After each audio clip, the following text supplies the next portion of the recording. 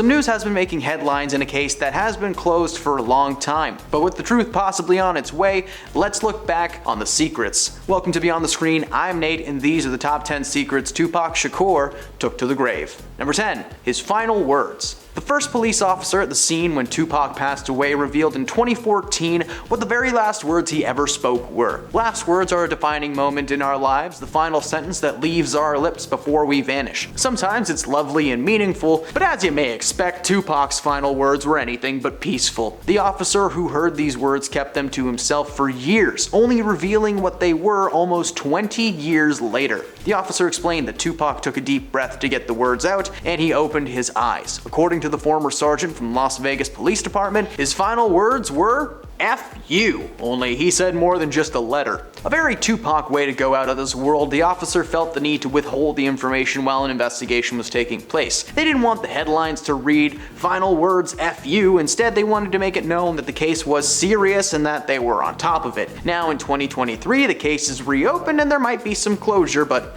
that has yet to come. Speaking of which, number 9. Who ended his life? If you're watching this entry, you are more than familiar with Tupac Shakur and how he met his end. Almost a week after being blasted by an unidentified assailant in his own SUV, he passed away on September 13th, 1996. He was only 25 at the time, and thanks to his very public feud with fellow artist Biggie Smalls, his passing led to years of rumors and speculation as to who really did the deed. 6 months following his passing, Biggie was caught slaying another person in a very eerily similar fashion. The evidence was pointing to the artist, and the only person who could truly point the finger was Shakur himself. However, a few days ago it was revealed that a man named Dwayne Davis was arrested on suspicion of slaying Tupac. The police suspected his involvement for years, but it wasn't until he started doing press that they had enough evidence to reopen the case. In 2009, he confessed to being in the area on camera, boasting about how close he was to the moment. In recent years, he's been painting a picture that he was front and center when things went down. While there has been no conviction just yet, the officers involved are confident that they have caught the man responsible for taking down a man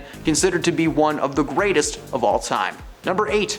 He wanted to act. While not known for his time on the silver screen, one of Tupac's main goals in life was to have his face on the cover of a movie poster. Well, that dream came true in 1992 thanks to the film Juice, a crime drama featuring several big-wig actors like Sam Jackson. The film was a critical darling with a little bit of everything for both fans of Tupac and fans of the crime thriller genre. In the few years before his passing, Tupac started a handful of other projects, movies like Poetic Justice, Above the Rim, and Gridlocked being the most lucrative. Despite his presence in the world of music, his public feuds and fallouts, he was able to get his face on a poster and people actually really liked it. Now, I'm not a big Tupac guy, in case that wasn't obvious, but it's cool that he got the chance to do his thing before someone decided that he shouldn't be around anymore, and I just kind of wanted to talk about it. Number 7. Relationship to Jada Pinkett Smith. Decades after Tupac's passing, people still had questions about his relationship to Miss Pinkett Smith. Rumors had been circulating with some claiming that Jada may have had a hand in what happened.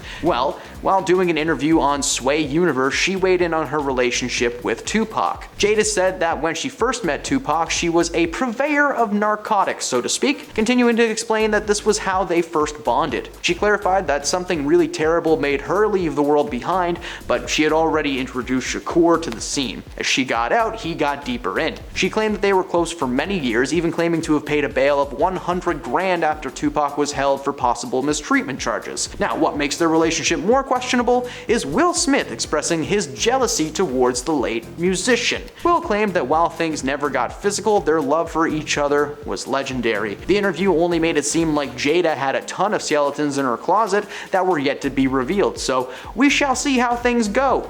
Number 6. His last name means thankful. A fun fact about Tupac Shakur is the meaning of his last name. Tupac was born in Brooklyn, New York to members of the Black Panther Party. Now, if you don't know what that is, take a history class. His first name, Tupac, came from the 18th century Peruvian revolutionary Tupac Amaru II, whose name meant shining serpent. Amaru II led the largest rebellion in Spanish colonial history. Though the indigenous uprising was unsuccessful and he was executed as a consequence, the revolutionary became a mythical figure in Peruvian struggle for independence, as well as the inspiration for several Spanish-American causes and beyond. And Shakur is an Arabic word for thankful. So, shining and thankful were this man's first and last name.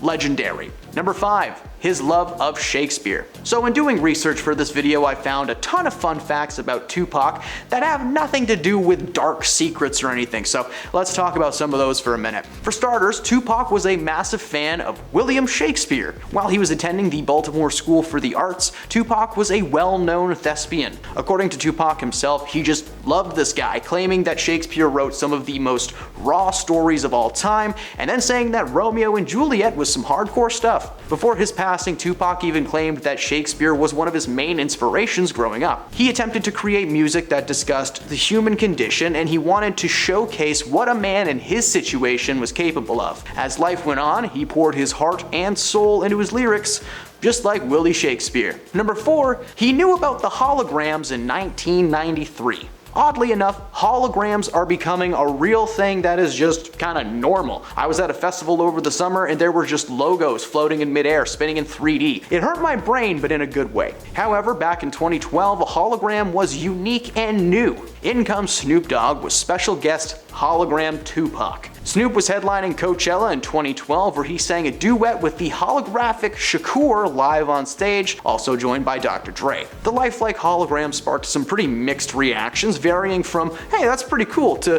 like zoinks, it's a monster! A ton of people thought it was so real that surely Tupac was alive, and he offered himself up for a full body scan. However, one darker rumor that may never be proven is that Tupac knew about holograms existing in 1993. This is a popular conspiracy theory online, okay? It's not my personal opinion. I just thought it may be fun to chat about holograms possibly existing in the early 90s. According to a ton of online forums, not only is Tupac alive on an island somewhere, but he is also the keeper of government knowledge. Whether he knew back in the day or not is one thing, but the way his hologram moves makes the world think that he must have scanned his body before he passed, so that the digital copy of him would exist for all time.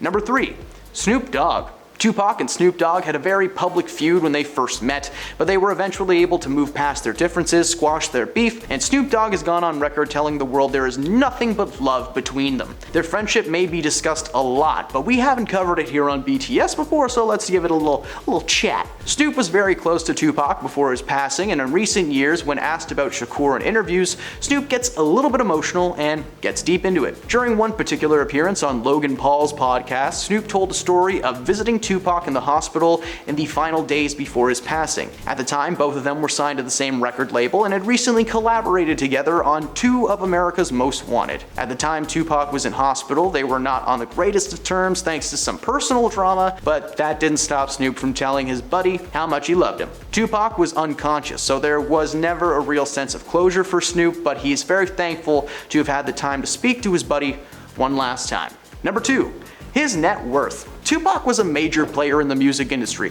still considered to be one of the greatest of all time to this day. Despite passing away in 1996, his music was still being edited and released after his passing. Dozens of albums have been released over the years, but one thing that is still unconfirmed is just how much Tupac was actually worth before he passed away. A majority of his music was released following his passing, with only a handful being major hits while he was still alive. Unfortunately, he was taken out way before he was able to properly enjoy his success and his new bank account. Sure, you can Google Tupac net worth and it shows you a number, but the real number will always be unknown. Tupac's the only person who knows what money he had set aside, maybe hidden in a drawer or in a mattress, and he's the only one who knows what his most prized possession really was. So far as we know, he had a good chunk when he passed, but for all we know, that amount could be immeasurable. And at number 1, the truth. If you made it this far into the list, I just want to say thank you for sticking around.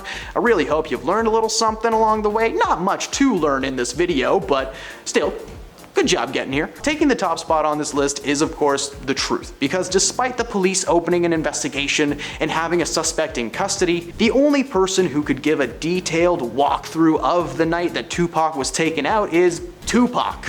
Only he can describe the person who took him down, the exact scenarios that may have led to the drive-by, and so much more. We may never know the truth, but maybe that's a good thing. Thank you for stopping beyond the screen. Please drop a like if you had fun, and follow the channel for more celebrity content every day if you haven't already. And we'll see you next time.